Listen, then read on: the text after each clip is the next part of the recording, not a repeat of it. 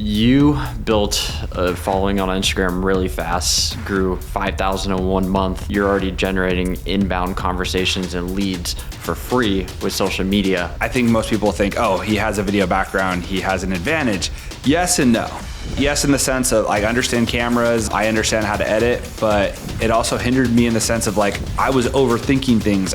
I create 3 different types of content in the local approach. It's shareable content. You don't really need to have a conversation through the comments. It's just informative. Then there's the controversial content that's like, hey, comment below. Let me know what you think. And then there's, hey, you want more info? Send me a DM. And that's creating conversations. You don't want every video to be like, send me a DM. We can chat. Send me, Yeah. So you kind of have to sprinkle it in. You got to be consistent and deliver value and then creating conversations through stories, right? I've been really big on online leads since the beginning of my career. I've converted a $5 Google lead into an $8.65 million purchase that I referred a $19 million listing to Ryan Serhant. Crazy.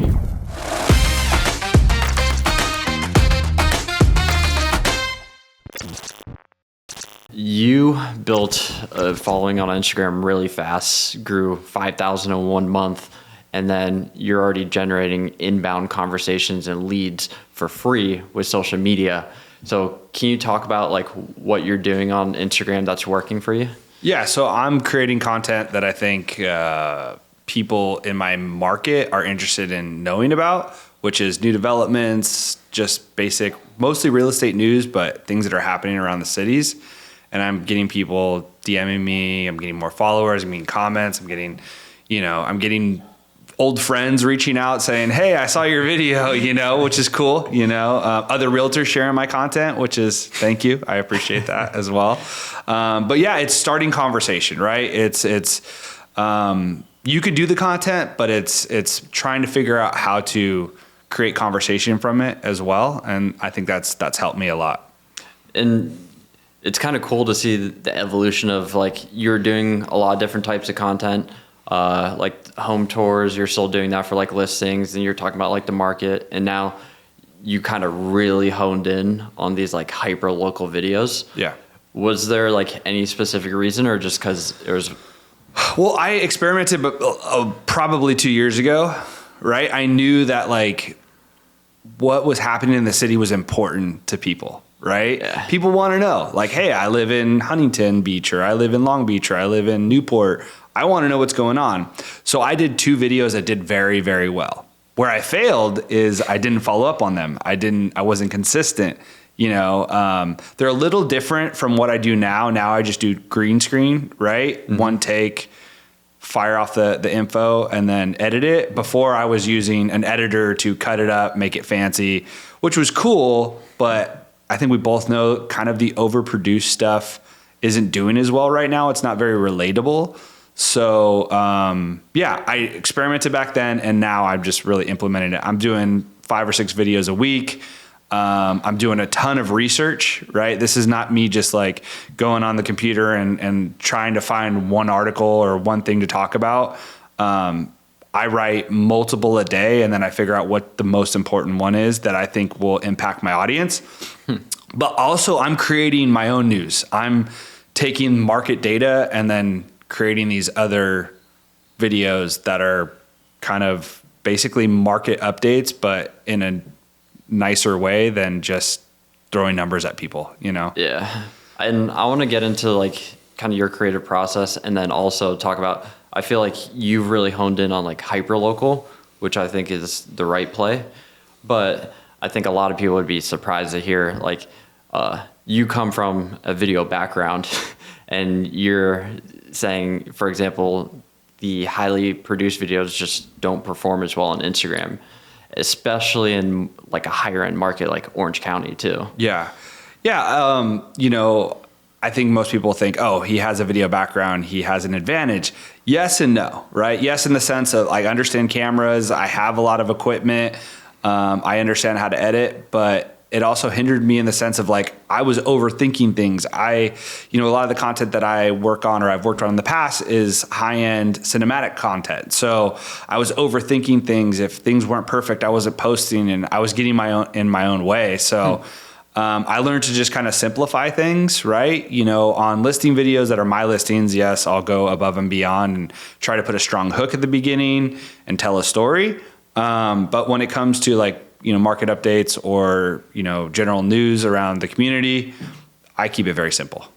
What kind of helped you get over that, like overthinking it? Just watching everyone else kind of just run right past me, right? You know, it's like, what do they say, right? It's better to just kind of put something out than just, you know, kind of wait or throw it away, right? Yeah. So, yeah, I saw everyone else do it, you know, and it's like, also I think it came down to my confidence, right? It's like I was a newer agent and had these video skills, but did I really understand the market and did I understand what I was talking about or did I know what I was talking about? And as time went on and I'm working with buyers and sellers and studying the market, I'm like, yeah, I do know, like, you know, it's imposter syndrome, right? Like I, for a minute, did not want to even admit that I was a real estate agent. I was like, I'm a producer, I'm a cinematographer, right? And it took a while, but now I'm just fully embracing it and just confident in, you know, what I say, what I research, and, you know, the clients that I work with. And it's kind of a cool mix to have the both sides of playing field, because I kind of equated to and explained, like, especially with like creative work, like it's really easy to get into the art of things. And then you kind of lose track of the business side. Mm-hmm. And it's like, there's a kind of a good mix of both. Yeah. But it's when you go too far down, like either path. Yeah. But like just specifically talking the overthinking, like too far down the art path, it's like you kind of lose track of like, is it generating leads? Is it bringing a business? Yeah. Yeah. It's funny because there are people that I started doing video with back in the day that were way more talented than I was. But what I was is an entrepreneur and I had a business mindset. So I was able to continuously get booked based on client outreach, building relationships, and then studying my craft right away.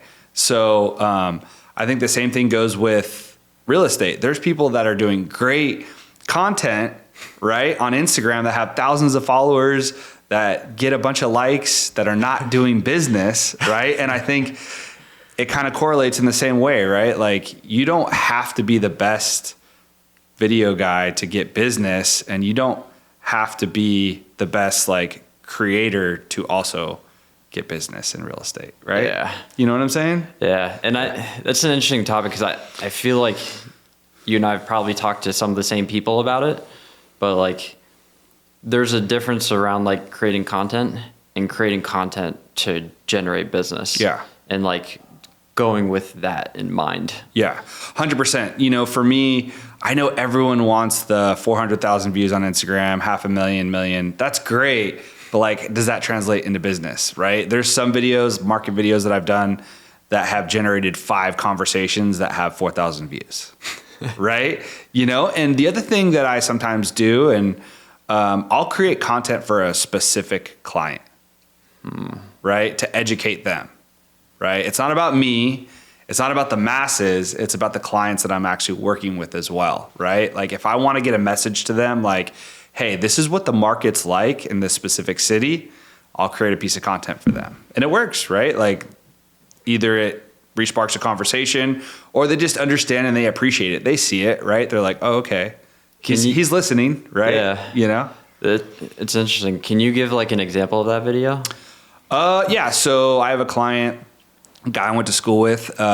He's been looking in Huntington Beach for a long time, right? And I just did a market video about Huntington Beach. I've got a lot of clients and friends. I grew up there, right? And so I know he saw it, you know, but I just wanted to. We haven't got to chat in a while. We talk on Instagram. He told me he's back and ready to make a purchase, but I just wanted to give him some information because he's busy, I'm busy. We haven't decided to jump on the phone yet. And I was just like, here's a market update. I know you're going to resonate with this, right? That's awesome. It's kind of like a low key sales approach. It's like, hey, I know you're watching. Here's the information that you want. Yeah. Yeah. But also too, look, I grew up in Huntington Beach. I went to school there. Some of the videos that I've done are in Huntington Beach, right? And so you have to have follow-up videos. And that's what I've also learned too, is like, if you've got a big hit in a certain city or a certain area or a certain topic, you have to continue to follow up with videos. There's probably like kind of looking at your Instagram, seeing like you talk about all the things that are like coming to Huntington Beach and like all this new stuff, that the growth, the development, and then some of the market stuff. Some people might look at that and be like, is that really like generating conversations with like buyers and sellers? Yeah. Yes. Like, it's crazy. Like, I create 3 different types of content in the local approach, right? It's shareable content, right? You don't really need to have a conversation through the comments, right? Yeah. It's not really very controversial. It's just informative, right? So that content is shareable content. Then there's the controversial content that's like, hey, comment below. Let me know what you think, right? And then there's, hey, you want more info? Send me a DM. And that's creating conversations. You don't want every video to be like, send me a DM. We can chat. Send me, Yeah. So you kind of have to sprinkle it in. And sometimes I just really focus on trying to provide value, whether it could be all informative for a week. And if that's what's going on and that's what's important, I'll go all informative. And then eventually I'll hit with hey, you want more information? Do you want to strategize about buying a home? Send me a DM. That's interesting. It's like your 3 buckets kind of hit Instagram share, Instagram comment, and then Instagram DM. Yeah. Yeah. And just thinking of that like end goal in mind with the content piece. Yep. 100%. Because like, you don't want to ask. It's, jab, right hook, right? Yeah. So it's, you got to be consistent and deliver value. And then, Burn, Bill Olson, they do a great job of creating conversations through stories, right? Right. And polls. I've been implementing that as well. But I think, hey, this is what the market's doing. If you want to strategize, send me a DM. Those have created lots of conversations. I actually have a listing from one of those videos, and I'm talking to 4 or 5 buyers. Nice. Yeah, I want to get into the DM strategy. But like when you look at the content, if someone's going to say, okay, great, I want to take this, do it in my local market, might say, look at some people and say, oh, I'm not a huge market like LA or Orlando or whatever. Like, how do I think through the type of content that I should create in the buckets and the topics? Yeah, I mean, I use Newsbreak as an aggregator to find a lot of content, but you have to be going to multiple different websites, and then you have to be going to the city website. You have to be paying attention to what the city's posting on social media. You have to follow other people, see what they're posting, right? Like, you've got to connect with other businesses. I did a video about a venue that is transforming into a country bar. The lady reached out to me, gave me the info. That's one of my biggest videos, right? It has the most shares, most follows. And so you've got to create opportunities for yourself. You can't just expect people to give you stuff, right? Or you can't expect the news to give you the right information, because sometimes the news is slow and I have to create my own content, right? Or my own, like, I'll do a market video about condos and what the days on market are, or the average sales price and stuff like that. And so I think about this a lot, so, but also too, no matter what, like, if I don't get any clients from this, I am learning so much, and I'm just delivering value to my clients. And I think that's the most important thing. Yeah. Do you know Austin Clark in San Francisco? Yes, I've heard of him. Yeah. Okay. Yeah. Cause he kind of thinks the same way, where it's like you have the news stuff and then the real estate content, and he creates that stuff too, just for like, he knows he has to kind of share that. He's newer as an agent as well. Yeah. So it's kind of cool that you kind of had that same line of thought too. Yeah. Yeah. And also too, just taking any type of data, right? And repurposing it, that, you got to think, would my clients be entertained, or would someone want to know this information? Don't just don't just utilize what's the news is giving you, like, create your own ideas. Yeah. So how do you, because you're not just like creating content, you actually have the business you're selling, and then you have your production company. So it's like, you just can't do content all 5 days a week. So no, so I wake up at 5, I go to the gym, and I record a video every day. Every morning, Every like morning. 7 a.m., 6 Yeah. a.m., 8 a.m. It's like before everything. Before most people are getting up, I'm already recorded the video. And then Nice. I'll edit it throughout the day. Or if like Mondays we'll have team meetings, I'll like shoot it like Sunday night, or I'll shoot it when after we have our meetings and I have my coaching calls and stuff like that. But if something big happens and I want to be the first person to put it out, once I see it, I'll write the script and then, film it right away as well. It all depends. Nice. Yeah. So it's like you have these 5 to 10 sources that you go kind of look, maybe scour for like 15, 30 minutes. And then you're like, okay, great. I like this topic. Yeah. Let me take this and use maybe AI or like write the script yourself. Yeah. So some of them I write myself. Some of them I use AI as like a framework. Yeah. And then I just reword it. You have to double check. But it's so funny because I can see and I know when people are just using ChatGPT when they're reading their 100%. script, right? I'm just like, and obviously it takes, reading from a teleprompter is not easy, right? Mm-hmm. I went to school to be in front of the camera, which I never thought I would be in front of the camera. I was learning kind of the behind the camera stuff, but we also learned how to read a teleprompter and also just learn how to be on camera. So it's hard. It's not for everybody, right? But also too, you have to craft that script to make it sound like you. I think people just get lazy and they just want to put out content. They're like, they'll put it into ChatGPT, like, okay, this is what I'm going to read. And that's cool. I've done the same thing in the beginning, but like, you have to really focus on what you're saying and make it relatable to your audience and make it sound like you. So because you have experience in video, like what have you learned to help people who want to like get on video, and like, should they use a teleprompter? Should they not use a teleprompter? How much kind of like ad lib? What are some like the best tips that you have? I would say you just gotta do it, right? So funny. I did a video of me announcing going to Real, and it was like me sitting at my camera, doing it in my living room, and I was just talking about why I went to Real, and it's so cringy. It's so bad, right? So you have to just get out there and just do it, right? And just be okay with yourself. Like, I hated my voice. I hated what I look like on camera, right? But in the end, I've got a place in my life right now where like, I don't care what anyone thinks. I'm doing this for me, my family, number one, right? To grow my business, to help my team.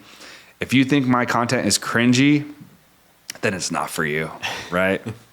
Yeah, So exactly. it's okay, Nice. So, but I would say just get in front of the camera, practice. I think if you can ad lib, and you can get good at that, you'll have an advantage, right? But also from reading from a teleprompter, you just have to do it over and over and over and over and over, right?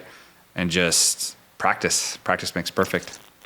Really quickly, before we continue this episode, are you looking to grow your YouTube channel this year? We help top agents and team leaders build and grow their YouTube channels and generate an average 300K in GCI. We've helped channels like Brett Davis in Northern California close 2 deals in the first 3 months. We've helped other people like Austin Clark generate over 15 million in business his first year on YouTube. Kyle Taba in Kansas City double his YouTube channel in only 2 months. And then we've helped bigger channels like Chris Colgan generate 30 to 60 leads a month the first 2 months we worked with him. So if you want our help to do all of your YouTube for you, click the link below and schedule a strategy call, and we could talk about how we can help you grow your YouTube channel. Now let's get back to the episode.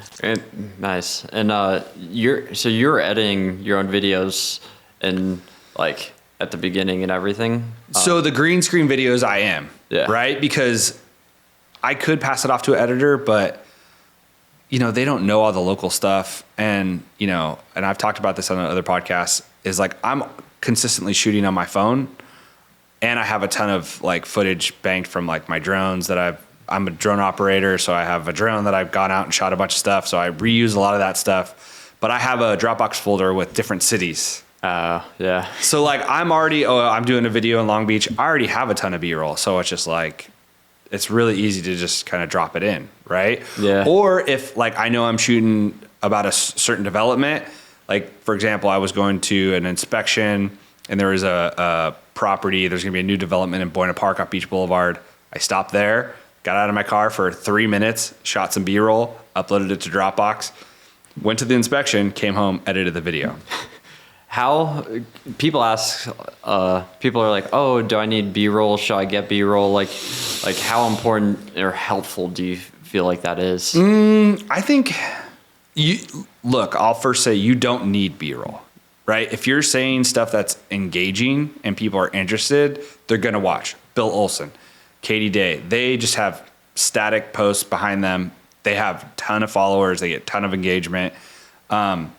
I'm just a video nerd, right? So like, I want to see action. If I'm talking about a certain thing, that's just how I grew up editing, right? Even I used to edit skate videos, right? That's how I got started in video. So nice. I was just always like cut, right? So if I can put 15 cuts in a video and make it interesting, even just like recording my screen, going on websites and recording the screen, which is a easy kind of little hack. Yeah. I use AI to generate certain shots as well.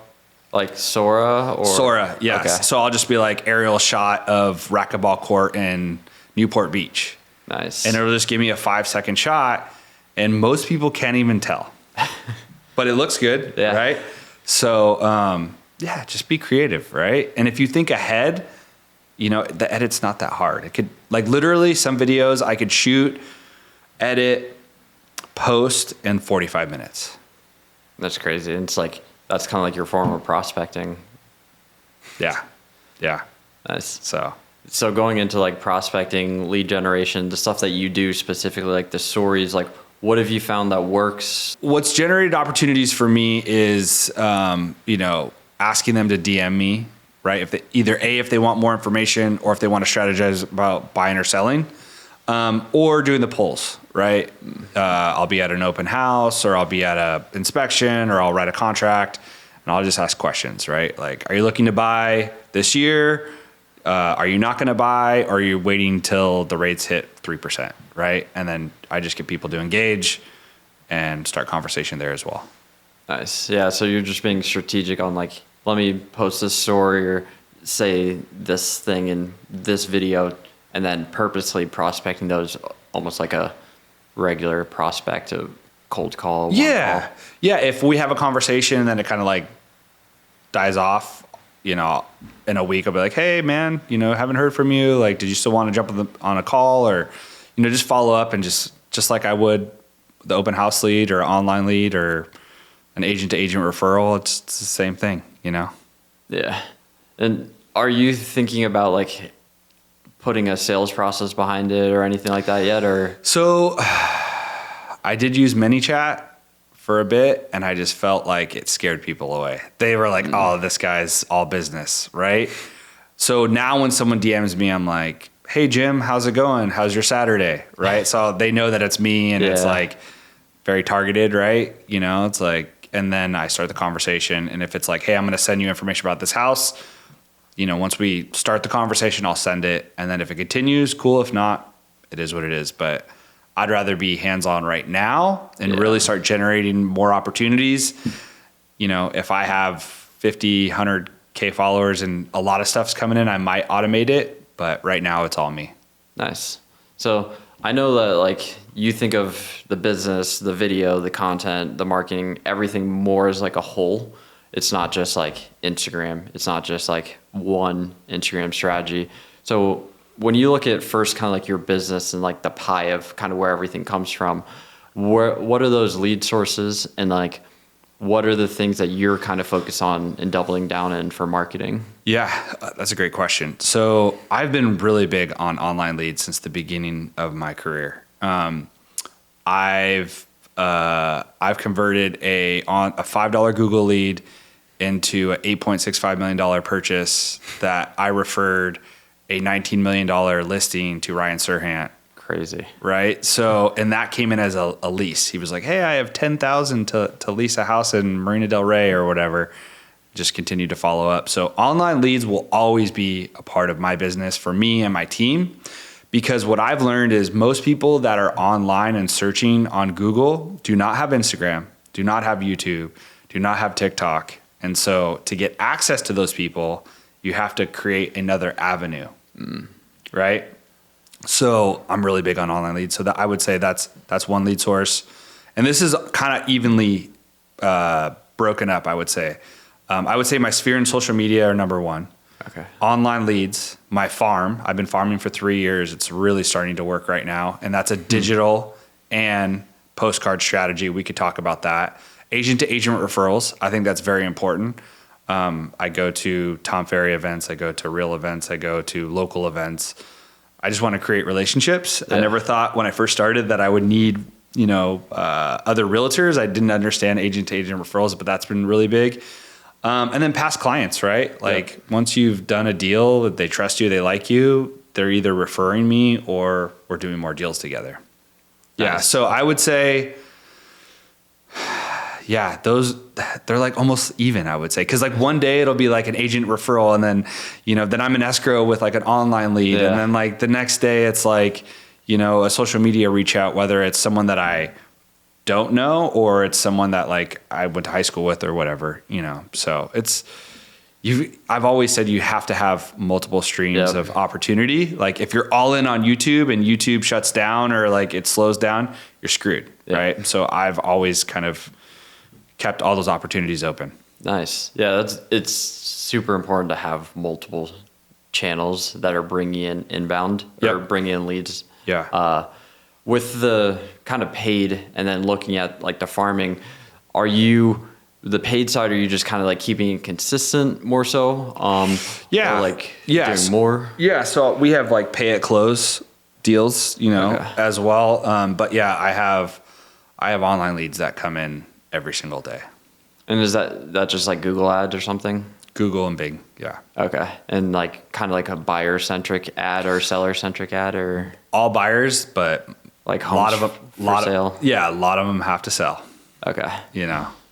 I'm guessing it's kind of your typical, like, here's the homes for sale or like something like about this house. Yeah. The house, the area, the city.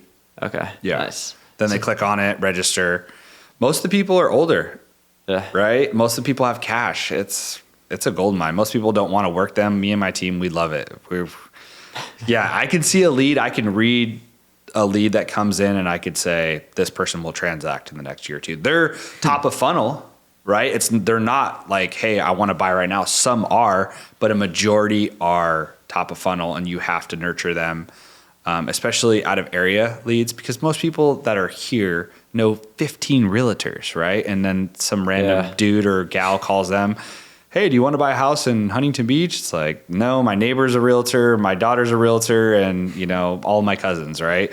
So out of the area, online leads are great, and if you can just give them value, they're going to use you. So when you say you can look at a lead and say, I know this person is going to transact versus like the other ones. Yeah. What's that kind of signal? Activity on the site. Okay. Yeah, that or if it's an out of area phone number, I know that like, okay, they probably don't have a realtor, right? And then if they answer the phone, I have a conversation, then I can really tell like, yeah, they're going to transact for sure. Nice. Because most people are looky-loos, right? Yeah. So, but we still keep them in the CRM. We still nurture them. We still follow up. And I've had a lot of people that said, no, I'm just looking, right? And just continue to send them emails, whether it's market reports of properties, my listings, and then like, hey, Rick, actually we need to move, right? So it all works. Yeah. And it's good that you do like a mix of everything because people see you everywhere. And that's probably why like the farming has paid off really well too. Yeah. Yeah. I've actually implemented a NextDoor strategy. And I know a lot of people either love or hate NextDoor, right? It could be a cesspool of just a bunch of Karens talking shit, right? But if you go at it the right way, where for me, I farm my neighborhood, and in the beginning I was like, hey, come to my open house. They're like, flag, right? They don't want that type of marketing. But the local stuff that I do, I don't put all of it on there. But if it's about my neighborhood that I farm or my city that I farm, boom, people want it, people like it. Yeah. And then like I'll do an open house on the farm. They'll come in. They don't have Instagram. They don't have Facebook. They don't have YouTube. they see it on NextDoor. They're like, Rick, I saw your video, so it's hitting them from all angles, right? Yeah. Really quickly, before we get back into the episode, do you want to grow a hyper-local media company like Kyle Talbot? He added 20 million in sales to his real estate business using Instagram and YouTube. And I created a completely free playbook in the description below. It goes over all of his templates, everything that he used to grow over 70,000 followers in Instagram, 10,000 on YouTube. So if you want to download it and implement it in your business today, click the link below and download it. It's completely free. Let's get back to the episode. That's interesting because you look at like people like DeBurn and Brandon or like Bill Olson. It's like once you start doing that short form content or like just that content in general, now you can start to translate it over into like multiple platforms like email, YouTube, and farming, which is really underrated way of like just staying in front of local people. Yeah, if you can get a postcard out with a video that they can scan the QR code of, hey, this is how Jason Cassidy said this on a podcast. It's like, hey, watch this video. This is how we sold the property over, $20K or $30K. And you can get them to see that. That's great marketing, right? They see the video, they see the proof of concept, but I send out, if I have a good video, I'll also send it out on an email and I'll get good responses as well, So are you sending out like mailers to your farm as well? Yep. 2,900 homes. Okay. What's that content look like? Just listed, just sold. The just listed or just listed, but the just solds are usually stories or client testimonials. Nice. And then I'll do what's going on in the neighborhood as far as like events. People love that because they want to see what's going on. And then I do one on the other side that has kind of this is what we do for our listing clients, just kind of lists out all our services. But the big home run for me is garage sales. Tell me more. So it's a very old school tactic, but I've always really been big on the traditional old school tactics and the digital, right? Yeah. If you're not doing both and blending the both, if you're not doing both of them, you're losing a lot of opportunity, right? Because like I said, a lot of people don't have Instagram, YouTube, Facebook. Most people that are selling in my market are older, right? So again, it's driving value back to my farm. So I'm putting on a garage sale. I'll send out a mailer with, hey, we're doing a garage sale June 1st, scan this QR code. So they're scanning my QR code, and then they're going on my website, which, I have my Google and my Facebook pixel, right? Yeah. They're filling out the information. So I get their name, phone number, email, and address. That I'm calling them, having a conversation with them, right? So I'm building rapport. They're telling the neighbors about it. I'll post it on NextDoor. People will sign up. And then we'll do 3 or 4 a year in my farm. And then I get belly to belly with them, right? I'm showing up with coffee and donuts. I'm calling them the day before. I'm giving them tips. And every time I do it, it's just like, Rick, when we sell, we're calling you. Or, hey, we have an investment property. We're thinking about selling it. It's just, you got to give value, right? It's just like on the social media stuff, right? People are like, I sold this. I did this for my clients. I. It's not about you. It's about what you can provide for your clients, right? So if you're giving them an opportunity to get rid of a bunch of junk and do garage sales and you promote it and you coordinate it, they're going to love you for it, I want to talk about the value piece in a second, but just really quick, the signups are like you're kind of putting on and saying, hey, who wants to be involved? And that's why they're signing up? Yeah. So it's like, hey, we're doing a community garage sale, right? On this date, tell me what you're selling, right? Give me your address, and then I'll put up signs. I market it on the internet. All you have to do is wake up, put out your stuff, sell it, clean up, right? And then it's just a thank you email at the end. And it's great, man. I'm telling you, like I relate it to like when you have client parties. When you have client parties, it's funny because when I have a client party, they'll come in, hey, Rick, I think we're going to sell in a year. I'm like, hey, let's just have fun. I don't want to hear about I don't want to talk real estate, really, right?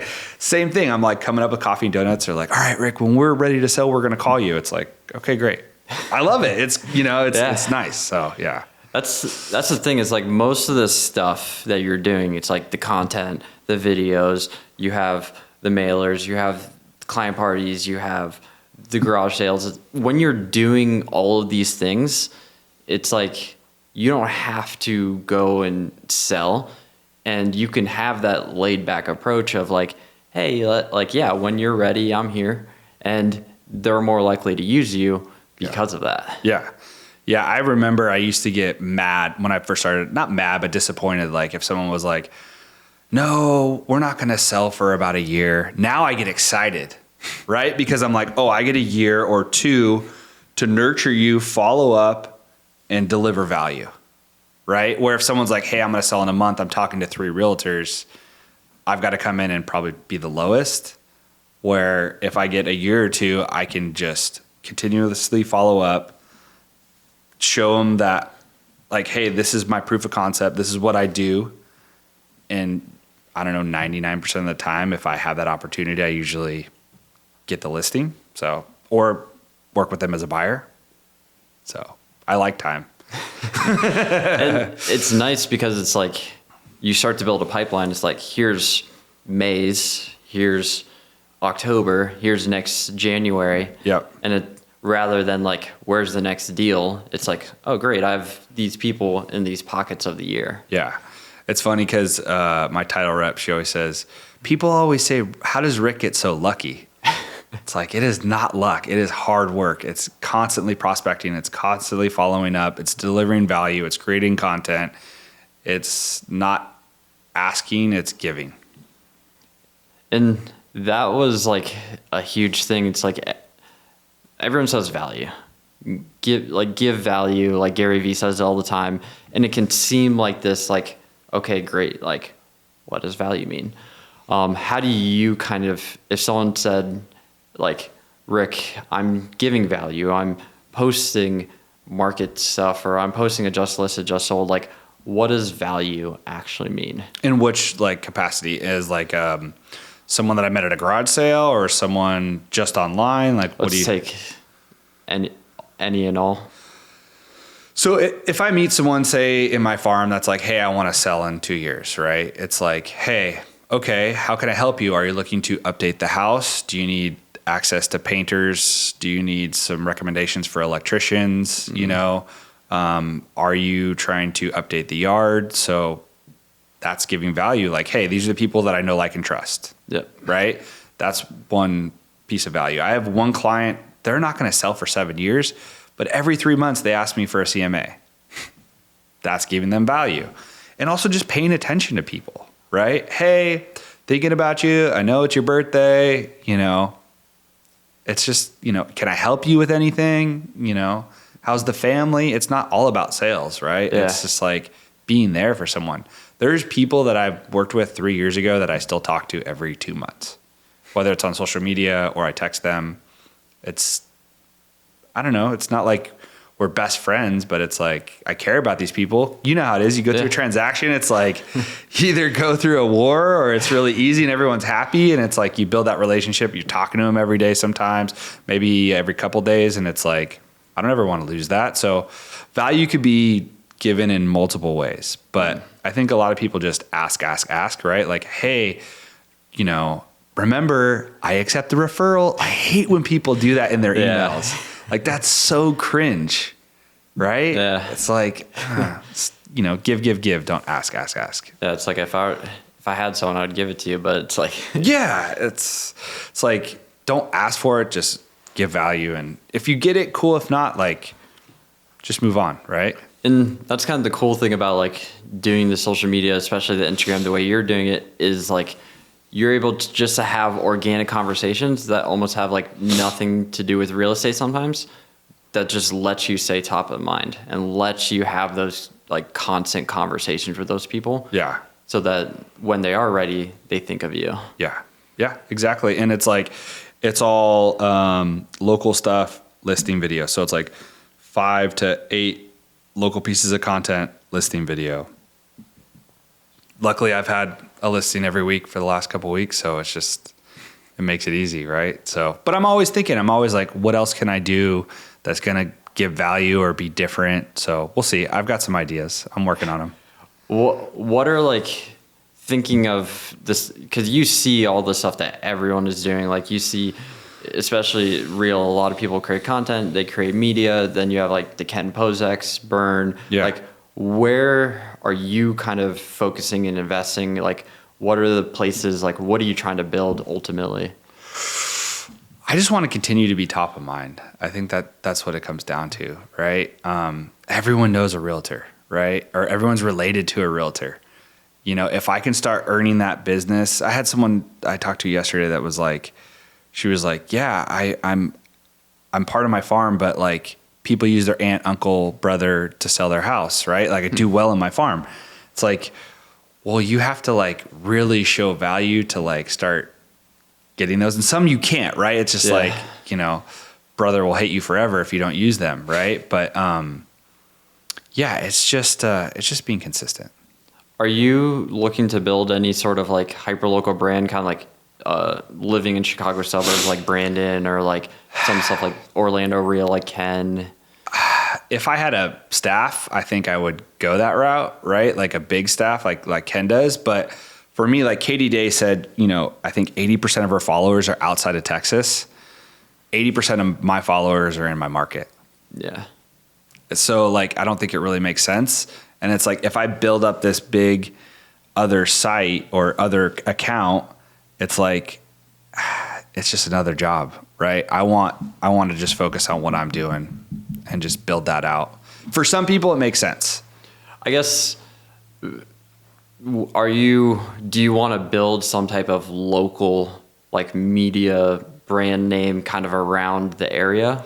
Yeah, my name, right? Because like, if it's something else, it's like, if you think about it, like Jeff Bezos, right? Like how many Instagram followers does he have compared to like Amazon, right? Elon and Tesla. I mean, I know that's a bad reference right now, but you know, you got to think about it, right? It's just like, I want people to remember my name, not like the Orlando, whatever, or Texas, this, or Houston, whatever. It's like, I want them to remember my name when they're thinking about buying or selling. Yeah, makes sense. You want your name to kind of be synonymous with like Southern California, Orange County, Huntington, Long Beach, all your markets. Yep, 100%. So, yeah. And so how do you, I mean, you've been creating video forever. You create a video a day. Like, how do you not burn out, or how do you like deal with that? That's a great question. So I try to not do videos on the weekend. But sometimes I'll do like yesterday I did 2 videos, right? Cause something came out that I knew would hit, and it's hitting. It's got like 300 shares already. And I posted at like 4:00 yesterday. But yeah, I just think just kind of taking a step back. And I think once I really start closing deals consistently from this content, cause I've only been doing it for 2 months, month and a half. Right.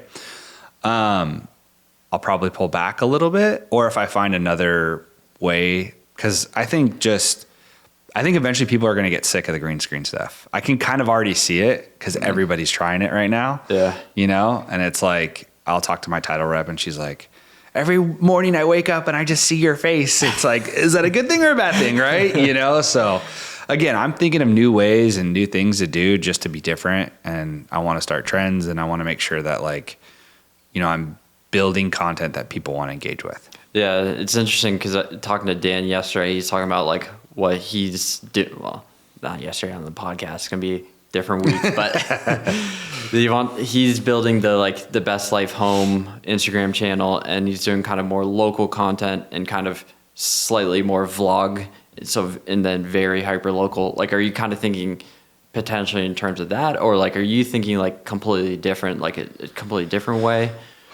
It seems like some of the raw, real stuff is doing better, so people are going a little more out in the field too. Yeah. I mean, I've wanted to do like, hey, this is the day in the life of what I'm doing, but when I'm doing something, I'm hyper focused. Yeah. Right. If I'm creating content, I'm hyper focused. Right. In the morning, I'm just like, no BS. film the script, edit it, post it, right? So if I'm doing an inspection, I'm hyper focused on the inspection of my clients. If I'm touring houses or if I'm at a listing appointment. So it's been a little challenging for me because I want to be so in the moment with my clients to just create like day in the life. If I had, a videographer maybe following me, I'd probably do that. I don't know. I don't know what it is. I've been experimenting with a couple things. I did something about, the jobs in Orange County or in Long Beach and like what drives the economy. I thought that was very entertaining, and I had some people send me some messages saying like, "Hey man, this is next level stuff." So I think it's just fine tuning what I'm doing and then just adjusting to what I see work. Yeah.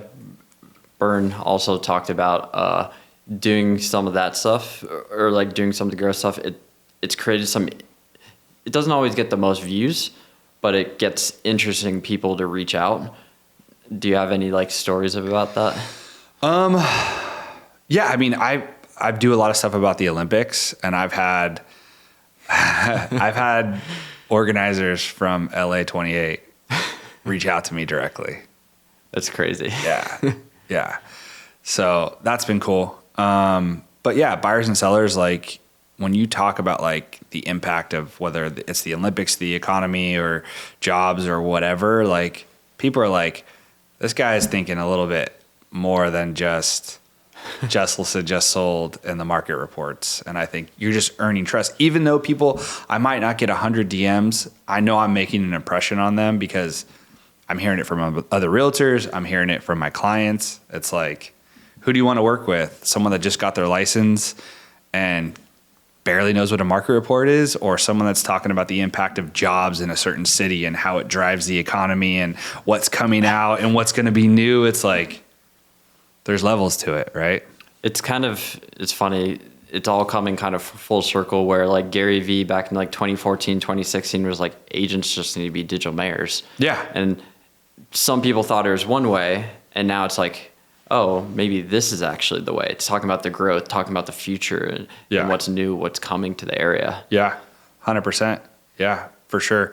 It's like, especially if you're working with people out of the area, right? And they don't know, like they want to work with someone that knows what's up and coming and what the impact is on certain things, because it's not cheap to buy a house here, right? Yeah. So, I think it's important. Nice. So who are like, you follow a lot of cool people and cool stuff. Like, is there anyone that you're like, man, this person or this marketing or like maybe even outside of real estate, like this source of inspiration is just like something that's my source of inspiration? I mean, everyone follows Gary Vee, right? I mean, what he's doing and how he's adjusted and how he's been so consistent. I'm always really inspired.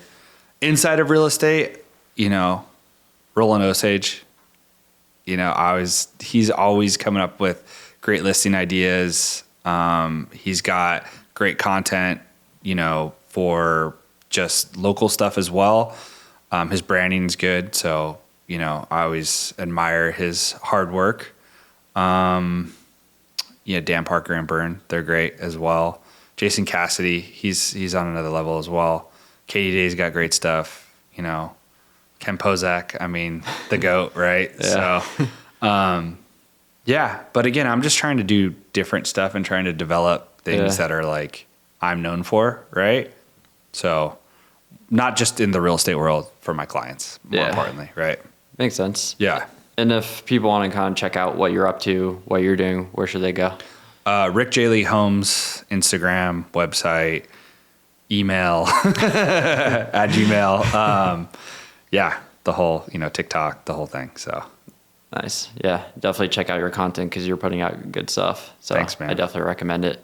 I appreciate it. And so you've been an entrepreneur at many different levels, different types of businesses. It's an up and down roller coaster. There's highs, there's lows, and it's not always like peaks.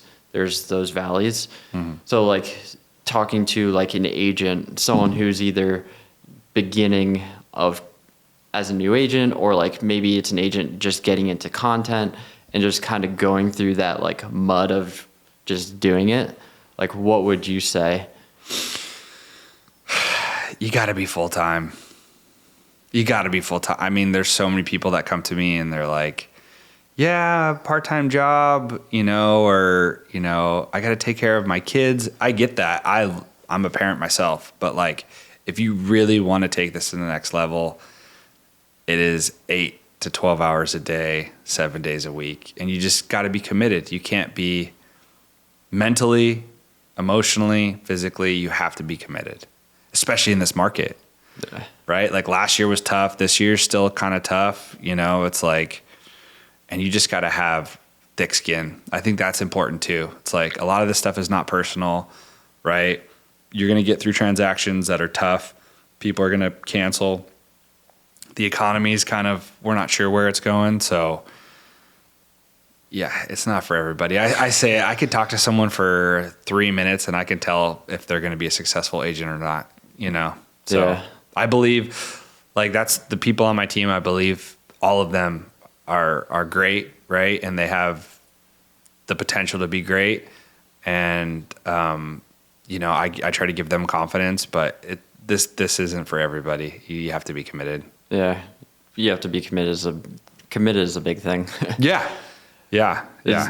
Is there like a tough kind of moment you can kind of recall that was like you had to kind of overcome personally or yourself? In real estate? Real estate, anything as an entrepreneur or business owner? Yeah, I mean, so I'll keep it in the real estate realm. So when I first started in real estate, I was, it was right after the pandemic. We were still kind of in it, but I got my license and I didn't know. All I knew was virtual brokerages, right? And so I was like, hey, I'm gonna door knock. I heard this works, right? And so I was door knocking 4 or 5 days a week, anywhere from 2 to 6 hours a day. And that's how I got a lot of my listings in the beginning. But people are rude, man. People are rude and they can be nasty.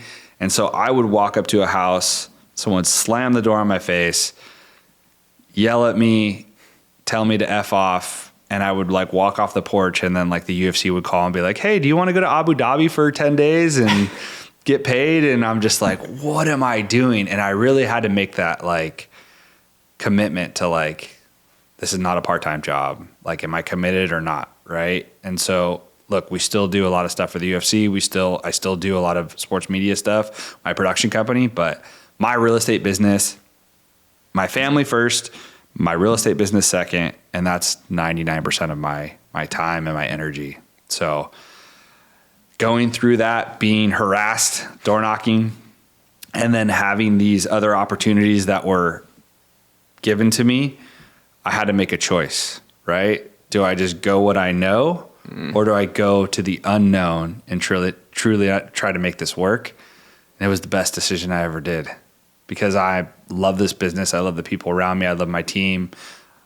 I get to have conversations with people like you, right? Best decision I've ever made. That's a testament to the committed point. Like, can you, that topic of multiple businesses and like kind of picking one, that's something that like every entrepreneur kind of faces is like, they're trying to do two things and they're kind of doing two things 50-50.